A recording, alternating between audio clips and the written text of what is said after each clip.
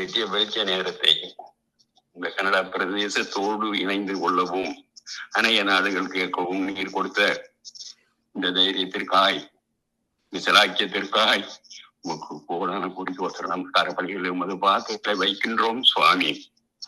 அதை வளமாக என்னை இதையும் கூட சேர்த்து கொடுத்த மூத்த ஊழியராகிய மகேந்திரன் ஐயாவை மரம் முதல் முடியும் வரை ஆண்டவரை கரங்களிலே கொடுக்கின்றேன். அவரையும் ஆண்டவரை உதவிகளிலே மூடிக்கொள்ளுங்கள் என்று சொல்லுகிறேன்.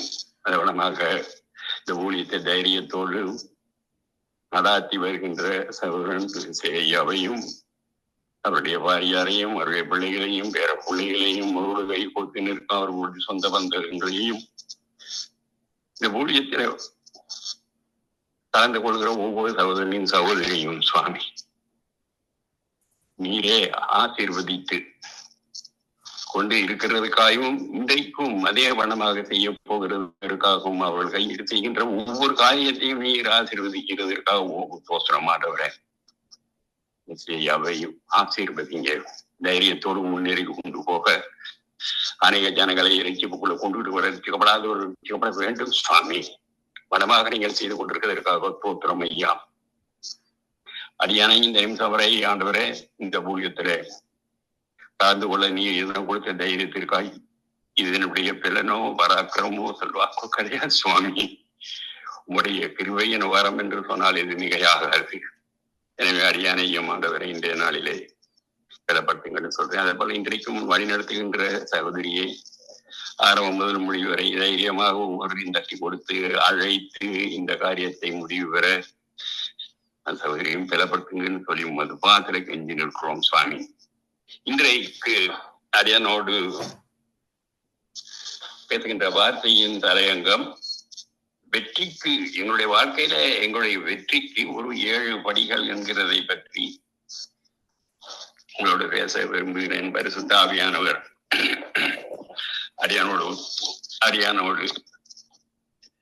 அடியானுடைய வாயினால் பேசுவாராக. வெற்றிக்கு 7 படிகள். கோலியாத்து வந்து நின்று இஸ்ரவேலுடைய சேனைகளை பார்த்து சத்தமிட்டு, நீங்கள் யுத்தத்தில் அணிவகுத்து நிற்கின்றது என்ன என்கின்ற ஒரு கேள்வி எழுப்புகிறான். நான் பெலிஸ்தனை அல்லவா? நீங்கள் சவுலின் சேவகர்கள் அல்லவா? உங்களில் ஒருவரை மட்டும் தெரிந்து கொள்ளுங்கள், அவரிடத்திலே வரட்டும் என்று சொல்லுகிறான் என்று 1 சாமுவேல் 17வது வசனத்திலே 8வது வசனத்தில் வாசிக்கின்றோம். 17வது அதிகாரத்திலே 8வது வசனத்திலே கவனமாக வேதம் அமைந்து இருக்கிறது. உங்களில் ஒருவனை தெரிந்து கொள்ளுங்கள், அவன் என்னிடத்திலே வரட்டும் என்று கோலியாத் சவால் கொடுக்கிறார். இன்றைக்கு உலகம் சவால் கொடுத்து கொண்டே இருக்கிறது. பிசாசு சவால் கொடுக்கிறான். பெரிஸ்தரையும் இஸ்ரவேலரையும் பெருகணி வந்து நிற்கிறார்கள். ஆனால் யாக்கோபு இன்னும் ஆரம்பிக்கவில்லை. பெலிஸ்திய வீரனாகிய கோலியாத் இஸ்ரவேலரை ஒவ்வொரு நாளும் தூசிக்கின்றான். இஸ்ரவேலின் தேவனாகிய கர்த்தரை தூசிக்கின்றான். அவன் தோற்றம் பயங்கரமாக இருக்கிறது. சிறு வயது முதலே அவன் ஒரு யுத்த வீரன். யுத்த தளபாலங்களையும் ஆயுதங்களையும் அணிந்திருக்கின்றான். அவன் போர்க்கவசம் 5000 செக்கல் வெண்கலமாக இருக்கிறது. உங்களில் ஒருவனை தெரிந்து கொள்ளுங்கள், அவன் என்னுடைய யுத்தம் வரட்டும். நான் ஜெயித்தால் முழு இஸ்ரவேலும் எனக்கு அடிமை. உங்களுடைய வீரன் ஜெயித்தால் பெலிஸ்தர்கள் வீரர்கள் எல்லோரும் இஸ்ரவேலருக்கு நாங்கள் அடிமையாகி விடுவோம் என்று சவால் விட்டான். அவனை கண்டு ராஜாவாகிய சவுல் கூட நடுங்குகிறான். படை தளபதிகள், சேனாதிபதிகள், வீரர்கள் எல்லோரும் நடுங்குகிறார்கள். இன்றைக்கு நமக்கு விரோதமாக, தேவ ஜனங்களுக்கு விரோதமாக, ஊழியத்திற்கு விரோதமாக பல இடங்களிலே சவால்கள் கொடுக்கின்றன. மிஷனரிகளுக்கு விரோதமாக சவால், சத்தியத்திற்கு விரோதமான சவால், சபைகளுக்கு விரோதமான சவால் என்று அன்றைக்கு பார்வோன் மோசைக்கு இஸ்ரவேலுக்கும் முன்பாக சவால் விடுத்தான். ஆனால் இஸ்ரவேல் எல்லாம் ஒடுக்கப்பட்டார்களோ அவர்களுக்கு பருகி பெருகி இருந்தார்கள் என்று வேதம் சொல்கிறது. யாத்திராகமம் 1வது அதிகாரம் 12வது வசனத்தில் பார்வோனின் சவாலை பாஸ்கா ஆட்டுக்குட்டியினுடைய இரத்தத்தினால இஸ்ரவேலர்கள் முறிவடித்தார்கள் என்று வாசிக்கின்றோம். அவர்களை முறியடித்தார்கள் என்று வாசிக்கின்றோம். தாவீது என்கின்ற ஒரு வார்த்தைக்கு பிரியமானவன் என்று அர்த்தமாகிறது. அவனை தன்னுடைய இதயத்திற்கு ஏற்றவனாக கண்டேன். தாவீது ஒரு பெரிய யுத்த வீரன் அல்ல, ஆடுகளை மேய்கின்ற மேய்ப்பன். அவன் 100 சேனைகளின் கர்த்தராகிய தேவனை சார்ந்திருக்கிறவன். அவன் எனக்கு பிரியமானதை எல்லாம் செய்வான் என்று கர்த்தரே தாவீதுக்கு சாட்சி கொடுக்கிறான். தாவீதின் மேல் கவனிங்கள், தாவீதின் மேல் அபிஷேகம் இருந்தது, பக்தி வைராக்கியம் இருந்தது, எதையும் செய்ய ஆயத்தமான உள்ளம் இருந்தது, கர்த்தர் மேல் அளவில்லாத அன்பு இருந்தது, உயிரையும் பயணம் வைத்து தனக்கு மிஞ்சின எதிரிகளை வீழ்த்தும் தைரியம் இருந்தது. கர்த்தரை முற்றிலுமாக தெரிந்து கொள்ளும் சுவாபம் அவருடைய பிரசனத்திலே எப்பொழுதுமே இருக்கக்கூடிய அந்த சுவாபம் அவரிடத்திலே இருந்தது. தாவீது கோலியாத்தை சந்திக்கிறது என்ன? வெற்றிக்கான ரகசியங்களை இன்றைக்கு நாங்கள் தியானிக்க போகின்றோம். இதை நீங்கள் அறிந்து கொண்டு வாழ்க்கையிலே செயல்படுத்தினால் கோலியாத்தை போல எழுந்து நிற்கின்ற எல்லா பிரச்சனைகளையும் எங்களால் வீழ்த்த முடியும் என்று உங்களுக்கு சொல்லுகிறேன். ஆமென். வெற்றி பெற சொல்லுங்கள். தாவீது சவுலை பார்த்து, உம்முடைய அடியான் என் தகப்பனுடைய ஆடுகளை மேய்த்து கொண்டிருந்த பொழுது ஒரு விசை ஒரு சிங்கமும் ஒரு விசை ஒரு கரடியும் வந்தது, மந்தையிலே இருக்கின்ற ஒரு ஆட்டை பிடித்தது. நான் அதை தொடர்ந்து போய் பிடித்து அடித்து அதன் வாய்க்கு தப்பிவித்தேன். அது என் மேல் வாய்ந்தது. நான் அதனுடைய தாடியை பிடித்து அதை அடித்து கொன்று போட்டேன் என்று 1 சாமுவேல் 17வது அதிகாரத்திலே 34, 35வது வசனத்திலே வாசிக்கின்றோம். வேதம் சொல்லுகிறது, உன் கண்கள் கண்ட காரியங்களை நீ மறவாதபடிக்கும் உன் ஜீவனுள்ள நாளெல்லாம் அவைகள் உன் இருதயத்தில் நீங்காதபடிக்கும் நீ எச்சரிக்கையாக இருந்து உன் ஆத்மாவை ஜாக்கிரதையாக காத்துக்கொள். அவைகளை உன் பிள்ளைகளும் உன்னுடைய பிள்ளைகளின் பிள்ளைகளுக்கும் அறிவிக்க கடவாய் என்று உபாகமம் 4வது அதிகாரத்திலே 10வது வசனத்திலே எழுதப்பட்டு இருக்கிறது. பாஸ்காவை நினைவு கூறுங்கள். யாத்திராகமம் 12:14. மன்னாவை நினைவு கூறுங்கள். யாத்திராகமம் 16:32. யோர்தானிலே நிறுத்தப்பட்ட 12 கற்களை நினைவு கூறுங்கள். யோசுவா 4:3. புதிய ஏற்பாட்டிலே கிறிஸ்துவினுடைய மரணத்தையும் நாம் நினைவு கூறும்படியாக கர்த்தர் நமக்கு கட்டளையிட்டு இருக்கிறார் என்பதை நாங்கள் லூக்கா 22:19 வாசிக்கின்றோம். 1 கொரிந்தியர் 11:25 வாசிக்கின்றோம். அப்படி நினைவு கூறும் பொழுது தெய்வீக அன்பு மட்டும் அல்ல, விசுவாசமும் ஆன்மீக பலனும் நமக்கு வருகின்றது. தாவீது பெற்ற வெற்றி சிறிதானாலும் சரி பெரிதானாலும் சரி தன் நினைவிலே வைத்திருந்தார். அதுவே அவருடைய வெற்றியின் முதல் படி என்று சொல்கின்றேன். நீங்களும் பெறப்போகின்ற வெற்றியை சொல்லுங்கள். எந்த சிங்கத்தின் கையுக்கும் கரடியின் கையுக்கும் தப்பிவித்த கர்த்தர் இந்த பெலிஸ்தனுடைய கைக்கு என்னை தப்பிவிப்பார் என்று சொல்கிறார் என்பதை நாங்கள் 1 சாமுவேல் 17:37 வாசிக்கின்றோம். பெற்ற வெற்றி எது? சிங்கத்தையும் கரடியையும் கொன்றதாகும். இப்பொழுது தாவீது பெறப்போகின்ற வெற்றி எது? ஆம், பெலிஸ்தியனை மேற்கொண்டு வெற்றி பெற. அவன் கோலியாத் என்ற பெயருடனாக இருந்தாலும் சரி, ராட்சச பிறவியாக இருந்தாலும் சரி, 6 முழ உயரமாக இருந்தாலும் சரி, பெரிய படைகாலன் வைத்திருந்தாலும் சரி, ஆனால் கர்த்தருக்கு எனக்கு வெற்றியை கொடுப்பார் என்று சொல்கிறான். கடந்த வெற்றியிலே மகிழ்ந்து அங்கே தங்கியே விடாதீர்கள். வெற்றிக்காக தைரியத்தோடு எதிர்த்து நில்லுங்கள், விசுவாச அறிக்கை செய்யுங்கள். என் சத்துருக்கு முன்பாக எனக்கு ஒரு வந்தியை ஆயத்தப்படுத்தி என் தலையை எண்ணெயினாலே அபிஷேகம் பண்ணுகிறார் என்று வேதம் சொல்லுகிறது. சங்கீதம் 23:5 புது எண்ணெயினாலே நான் அபிஷேகம் பண்ணப்படுகின்றேன், காண்டாமிருகத்திற்கு கொத்த பலன் எனக்கு உண்டு என்பதை நாங்கள் சங்கீதம் 92:10 வாசிக்கின்றோம். இதுவரை எபினேசராக இருந்தவர் இனிமேலும் இம்மானுவேலாக இருப்பார். பெறப்போகின்ற வெற்றியை முறியை அடிப்பதற்காகவே சொல்லி சொல்லி விசுவாச அறிக்கை செய்யுங்கள். வேதத்தில் ஏன் அவ்வளவு அற்புதங்கள் எழுதப்பட்டு இருக்கின்றது? ஆம், அதை வாசித்து தியானிக்க தியானிக்க தியானிக்க இனி நாம் பெறப்போகின்ற அற்புதங்களை பெற ஆயத்தமாகி விடுகின்றோம். இஸ்ரவேலருக்கு சேர்ந்த சமுத்திரன் வழி காட்டியது போல எனக்கு கர்த்தர் ஒரு வழியை திறப்பார். திறந்த வாசலை எனக்கு முன்பாக வைத்திருக்கிறார். வனாந்தரத்திலே இஸ்ரவேலரை போஷித்தவர் என்னையும் போஷிப்பார்.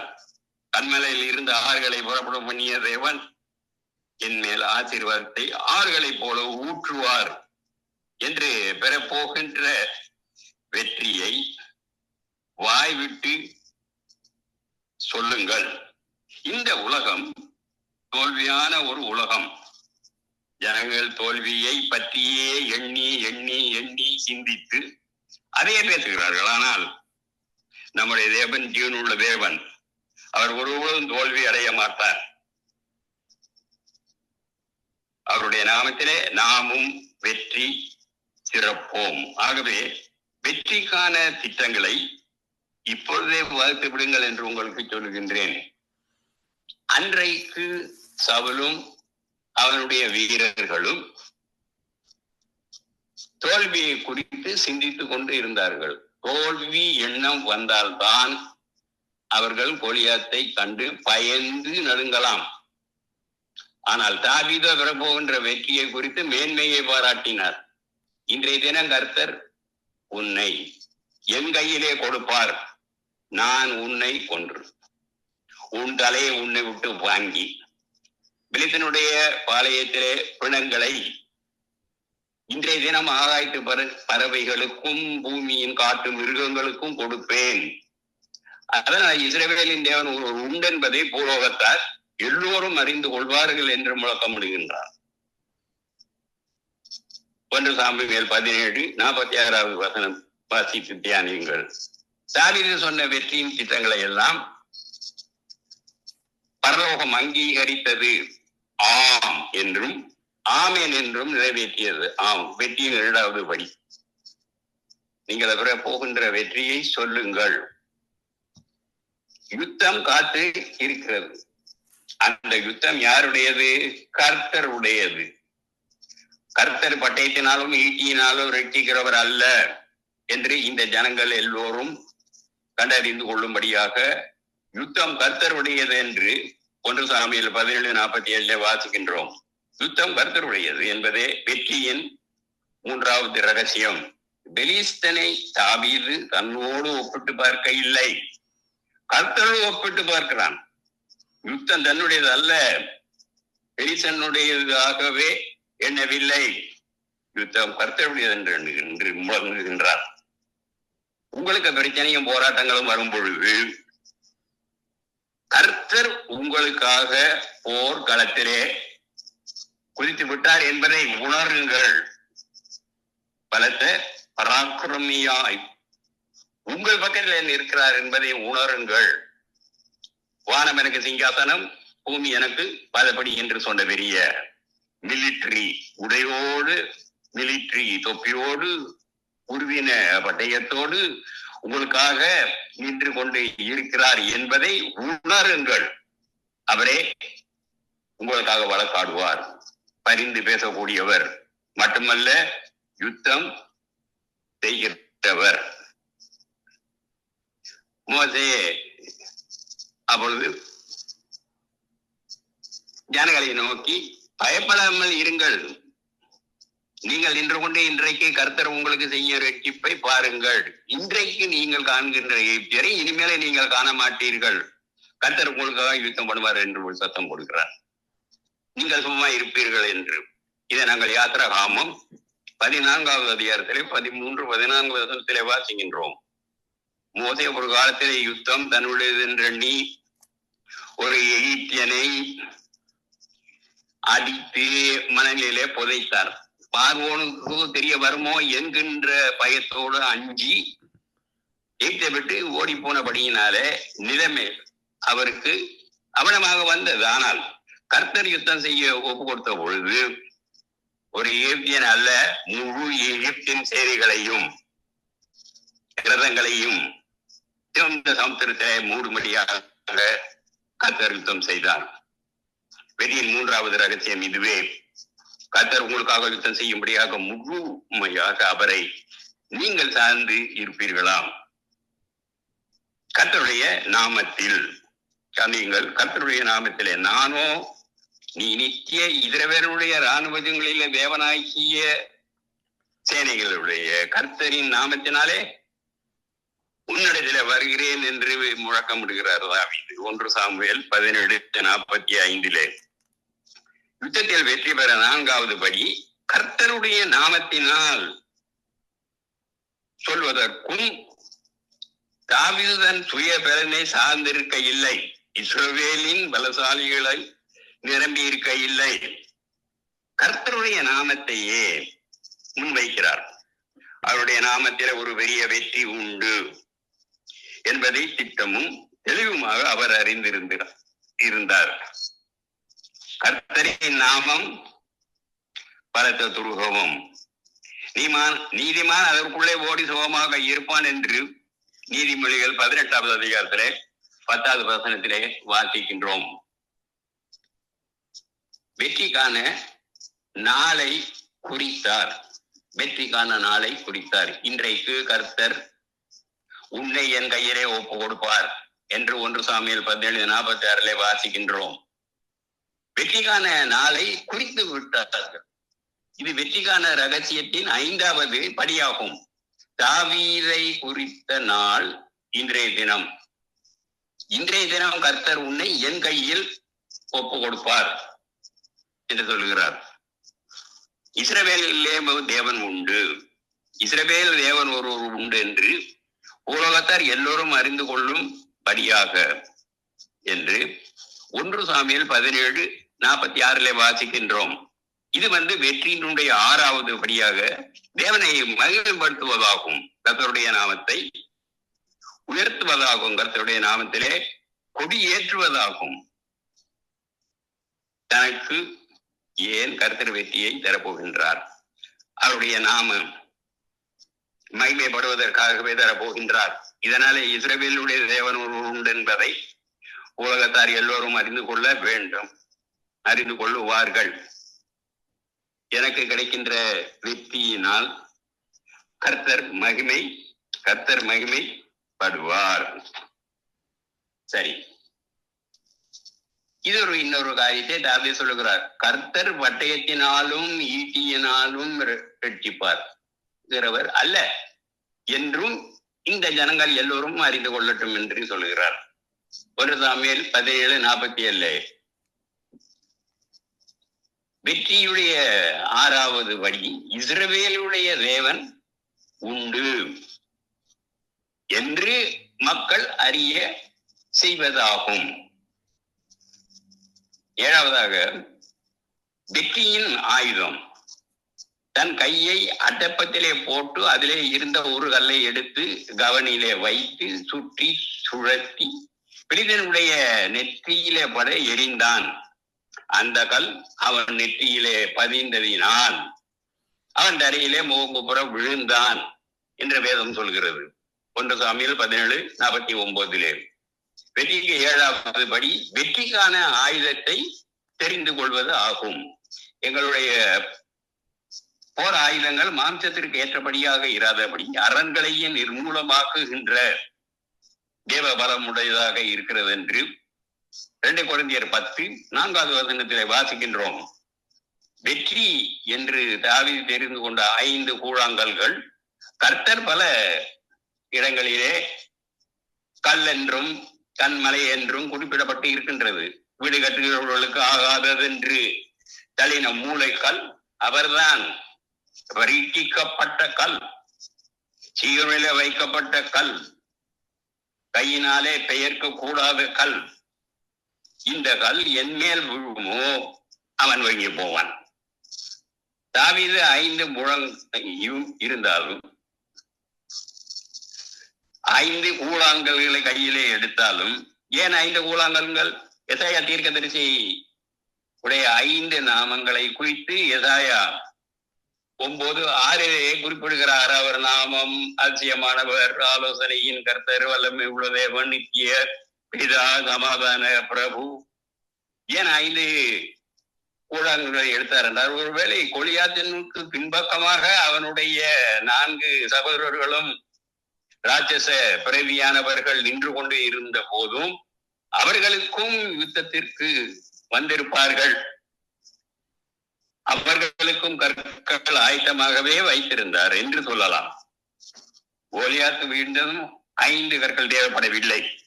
வல்லமை உள்ள தேவன் என்ற ஒரு கல் போதுமானதாக இருந்தது. அந்த விசுவாச அடப்பைத்துக்குள் வைத்து தேவன் பலத்தோடு சுழற்றி எறிந்த பொழுது கோலியாத்து கீழே விழுந்தான். கவனியுங்கள், சாதாரணமாக கல்லினால் அடிக்கும் பொழுது எல்லாரும் பின்னால் தானே விழுவார்கள், பின்னால் தான் அவர்கள் விழ வேண்டும். ஆனால் கர்த்தர் கோலியாத்தை முன்பக்கமாக, தாவீதுக்கு முன்பாக சாஷ்டாங்கமாக விழுந்து பணிந்து கொள்ளும் வகையிலே விழும்படியாக செய்தார். கர்த்தருடைய வாக்குத்தத்தம் எவ்வளவு உண்மையாக இருக்கிறது எனக்கு அன்பானவர்களே. உயிரோடு இருக்கும் நாளெல்லாம் ஒருவன் உனக்கு முன்பாக எதிர்த்து நிற்பது இல்லை. நான் மோசோடு பேசியது போல உன்னோடு இருப்பேன் என்று, உன்னை விட்டு விலகுவதும் இல்லை, உன்னை கைவிடுவதும் இல்லை என்று யோசுவா 1வது அதிகாரத்திலே 5வது வசனத்திலே வாசிக்கின்றோம்.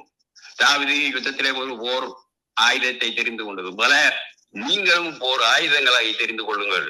தீங்கு நாட்களிலே அவைகளை நீங்கள் எதிர்க்கவும் சகலத்தையும் செய்து முடிந்தவர்களாக நிற்கவும் திராணி உள்ளவர்களாக இருக்கும்படியாக தேவனுடைய சர்வ ஆயுதத்தை எடுத்துக் கொள்ளுங்கள் என்று எபேசியர் 6வது அதிகாரத்திலே 13வது வசனத்திலே வாசிக்கின்றோம். இந்த வெற்றிக்கான 7 இரகசியங்களை உங்கள் வாழ்க்கையிலே பயன்படுத்துங்கள். தாவீதின் தேவன் உங்களுடைய தேவன். நிச்சயமாகவே உங்களுக்கு வெற்றியை தருவார். எந்த கோலியாத்தும் உங்களை எதிர்த்து நிற்க முடியாது. எந்த பில்லி சூனியம் ஏவல்களும் உங்களுக்கு விரோதமாக செயல்பட முடியாது. எந்த வியாதியும் உங்களை அடிமைப்படுத்த முடியாது. நீங்கள் வெற்றி மேல் வெற்றி பெறுவீர்கள் என்று சொல்லி என்னுடைய செய்தியை நான் முடித்துக் கொள்கிறேன். எனவே வெற்றிக்கு 7 படிகளை பற்றி நாங்கள் இன்றைக்கு தியானித்தோம். அதை மறவாதபடி தேவனுடைய வார்த்தையை எப்பொழுதும் வாசித்து அவருடைய பிரசன்னத்தில் நாங்கள் இருப்போமே ஆனால் எங்களுக்காக அவர் யுத்தம் செய்வார் என்று எக்ஸோடஸ் 14:14 சொல்லுகிறபடி அவர் நமக்காக யுத்தம் செய்வார். எல்லோரும் ஒன்று சேர்ந்து ஜெபிப்போமாக. அன்பின் தகப்பனே, உம் நாமத்தினாலே எந்த காரியக்காகவும் ஒருமனப்பட்டு இங்கு ஜெபிக்கிறோம் சுவாமி. ஜெபத்தை கேட்கிறேன் என்று வாக்கு கொடுத்தீரே, உமக்கு தோத்திரம். நீர் வாக்கு மாறாத இரட்சகர் என்றும் வாசித்திருக்கின்றோம். இன்று முதல் உம்முடைய நாமம் எங்களுக்கு அதிசயமானதாகவும் பலத்த துர்கமாகவும் வெற்றிக்கு தேவனாகவும் இருக்கும்படியாக அருள் புரியும் சுவாமி. கூர்மையான எந்திரத்தின் போல எம்மை மாற்றும் உம்முடைய வல்லமையினாலே எங்களுடைய ஆசீர்வாதத்தையும் வழி நடத்தும்படியாக அருள்தாரும் சுவாமி. அப்படியே ஒரு பெரிய வெற்றியை தர போகிறபடியினால் உம்மை தோத்தரிக்கின்றோம். எங்கள் தோத்திரங்களை ஏற்றுக்கொள்ளும். அருதின போராட்டத்திலே வெற்றி பெறவும் எங்களை பரிசுத்த ஆவியினால் உம்மோடு உறவாடும் கிருபையை தாரும் சுவாமி. நன்றி ஆண்டவரே. இயேசுவின் நாமத்தினால் இந்த ஜெபத்தை ஏறெடுக்கிறோம் பிதாவே, ஆமேன் என்று சொல்லி மறுபடியும் உங்களை சந்திக்கும் வரை உங்களிடமிருந்து விடை பெறுகின்றேன். ஆமேன், ஆமேன், ஆமேன். ஆமேன், ஆமேன். Thank you. God bless you pastor. நாங்கள் எங்கள் வாழ்க்கையின் யுத்தங்களை எல்லாம் வெற்றி பெற வேண்டும் என்றால் கர்த்தரின் மேலே நாங்கள் அவர் மேலே நாங்கள் சார்ந்து அவர்களை வெற்றி பெறுறதுக்கு கர்த்தர் எங்களுக்கு தந்திருக்கிறார். எல்லாம் வார்த்தையின் மூலமாகவும் அவருடைய பரிசுத்த ஆவியின் மூலமாகவும் என்றபடியால் நன்றாக ஒரு வார்த்தையை தந்தீர்கள். நாங்களும் அதன் மூலமாக கற்றுக்கொண்டோம், ஆசீர்வதிக்கப்பட்டுள்ளோம். God bless you. Thank you. God bless you pastor. உங்கள் எல்லோரையும் மாணவர் ஆசீர்வாதம் என்று உங்களை ஆசீர்வதித்து எனக்கு கொடுத்த இந்த நேரத்தை கர்த்தருடைய பாதத்திலே நாங்கள் எல்லோரும் முழங்கால் படியிட்டு சொல்வதை அவர் கேட்கிறார் என்று சொல்லி உங்களிடமிருந்து விடை பெறுகின்றேன். ஆமேன். அவர் அப்படியே செய்வார். ஆமேன், ஆமேன். Thank you. God bless you pastor. அடுத்ததாக நாங்கள் பாஸ்டர் வெங்கட்டை USA இலிருந்து அரவழைக்க போகிறோம். We would like to invite Pastor Venkat all the way from United States of America. Pastor Venkat. Pastor Venkat சொன்ன வரையில சிஸ்டர். ஓகே. 9 நிமிடங்கள் இருக்கு. நான் 2 பாட்டை பாடுகிறேன். அது வரும் வரை. ஆமென். Thank you, Brother Maitri. அன்பான பரலோக தகப்பனே சுவாமி, பாஸ்டர் வெங்கட் வர 10 நிமிடங்கள் இருக்கிற சுவாமி. அதுக்கு முன்பாக உமது நாமத்தை ஏற்ற இந்த பாடலை பாடுகிறேன் கர்த்தாவே. என்னை ஆசீர்வதித்து தந்துள்ள வேண்டுமாக எல்லாம் வல்ல இயேசு கிறிஸ்துவின் அதிகாரமுள்ள நாமத்தினாலே ஜெபிக்கிறேன் பரமபிதாவே. ஆமேன், ஆமேன். கரம் பிடித்து காப்பவரே அல்லேலூயா, ராஜாஜி ராஜனுக்கு அல்லேலூயா. கரம் பிடித்து காப்பவரே அல்லேலூயா, ராஜாஜி ராஜனுக்கு அல்லேலூயா. இம்மானுவேலருக்கு அல்லேலூயா, இம்மானுவேலருக்கு அல்லேலூயா. இஸ்ரவேலின் தேவனுக்கு அல்லேலூயா, இஸ்ரவேலின் தேவனுக்கு அல்லேலூயா. அல்லேலூயா, அல்லேலூயா, அல்லேலூயா, அல்லேலூயா. தேவாதி தேவனுக்கு அல்லேலூயா, ஜீவனுள்ள தேவனுக்கு அல்லேலூயா. தேவாதி தேவனுக்கு அல்லேலூயா, ஜீவனுள்ள தேவனுக்கு அல்லேலூயா. அநாதி தேவனுக்கு அல்லேலூயா, அநாதி தேவனுக்கு அல்லேலூயா. ஆறுதலின் தேவனுக்கு அல்லேலூயா, ஆறுதலின் தேவனுக்கு அல்லேலூயா. அல்லேலூயா, அல்லேலூயா, அல்லேலூயா, அல்லேலூயா. அற்புதத்தின் தேவனுக்கு அல்லேலூயா, அற்புதத்தின் தேவனுக்கு அல்லேலூயா. வல்லமையுள்ள தேவனுக்கு அல்லேலூயா. பரலோகத்தின் தேவனுக்கு அல்லேலூயா, பரலோகத்தின் தேவனுக்கு அல்லேலூயா. பரிசுத்தமான தேவனுக்கு அல்லேலூயா, பரிசுத்தமான தேவனுக்கு அல்லேலூயா. அல்லேலூயா, அல்லேலூயா, அல்லேலூயா, அல்லேலூயா. கரம் பிடித்து காப்பவரே அல்லேலூயா, ராஜாஜி ராஜனுக்கு அல்லேலூயா. இம்மானுவேலருக்கு அல்லேலூயா, இஸ்ரவேலின் தேவனுக்கு அல்லேலூயா. அல்லேலூயா, அல்லேலூயா, அல்லேலூயா, அல்லேலூயா, அல்லேலூயா, அல்லேலூயா, அல்லேலூயா, அல்லேலூயா. ஆமாண்டவரே, நீ நல்லவர், வல்லவர், போதுமானவையா. அந்த கிருபைக்காக உமக்கு நன்றி ஆண்டவரே. கண்களிலே நீர் துளிகள் உம் பாதத்திலே ஊற்றுகின்றோம்.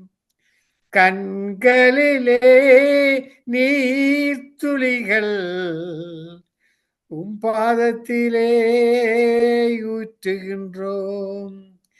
கண்ணீரை துருத்தியில் சேர்த்து வைப்பவரே, ஏற்ற நேரத்தில் கண்ணீருக்கு பதில் தருபவரே, கண்களிலே நீர் துளிகள் உம் பாதத்திலே ஊற்றுகின்றேன்.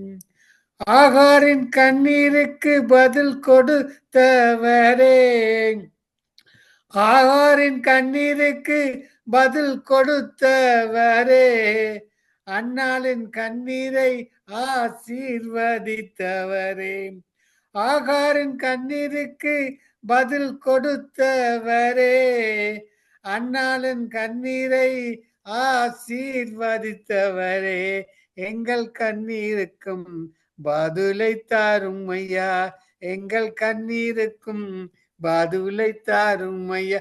கண்களிலே நீர் துளிகள் உம் பாதத்திலே ஊற்றுகின்றேன்.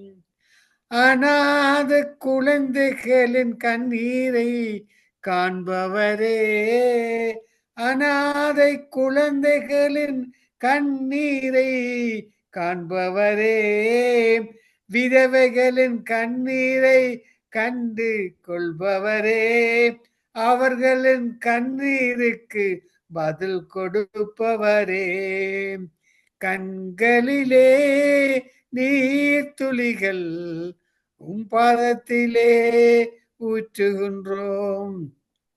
சிறைச்சாலையில் கைதிகளின் கண்ணீரை காண்பவரே, சித்திரவதையினால் கண்ணீர் துளிகளை காண்பவரே, அதிகாரிகளுக்கு மனதுருக்க ஆவியை ஊற்றும் ஐயா, அதிகாரிகளுக்கு மனம் பெரும் ஆவியை ஊற்றும் ஐயா.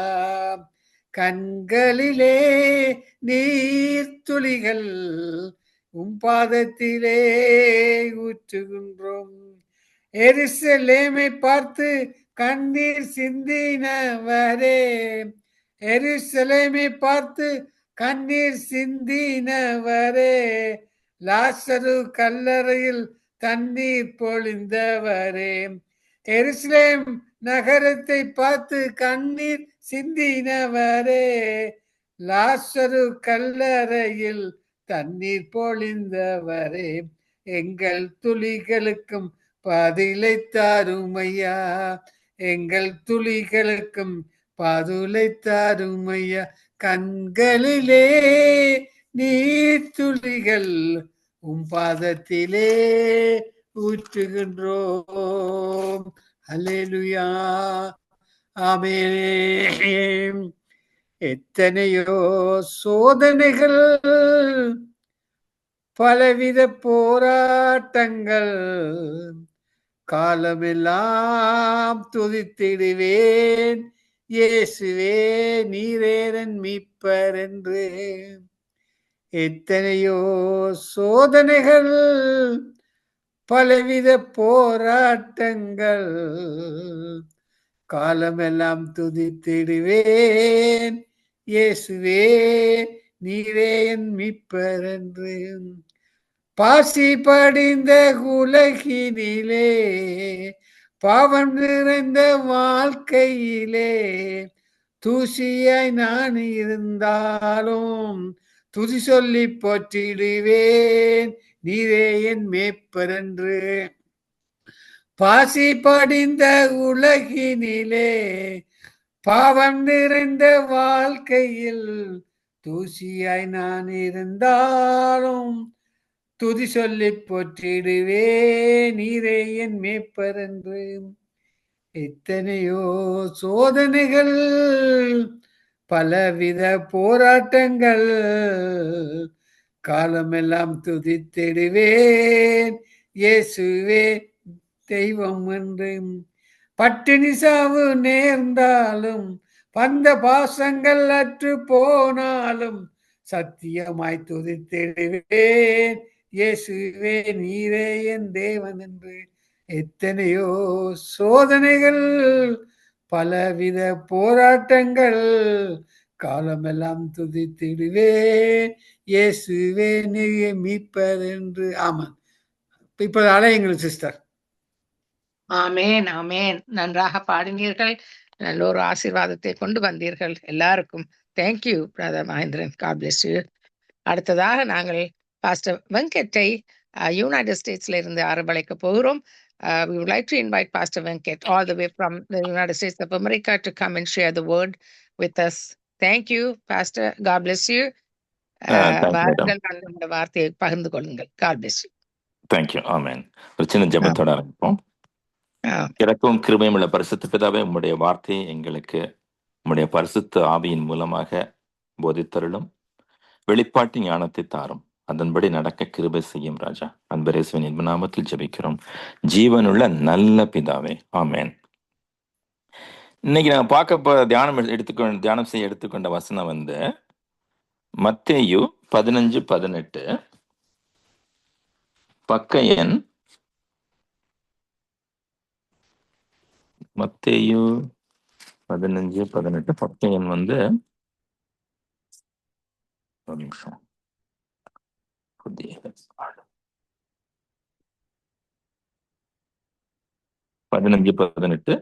பக்க எண் 23 தமிழ் பைபிள்ல 24 பக்க எண் இல்லைங்க 15:18